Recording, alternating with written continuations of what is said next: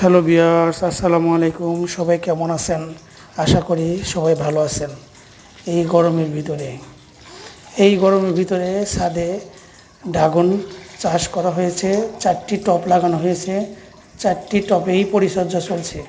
এই 4টি টবেই 4টি ফুল ধরেছে।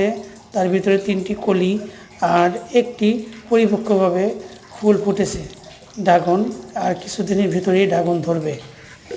ড্রাগন পরিচর্যা আমি করিতেছি এবং 4টি ড্রাগন গাছ খুবই সুন্দর তরতাজা হয়ে এই গরমের ভিতরে বেড়ে উঠেছে।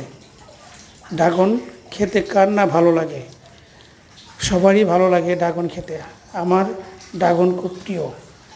কার কার ড্রাগন প্রিয় কমেন্টে জানাবেন প্লিজ।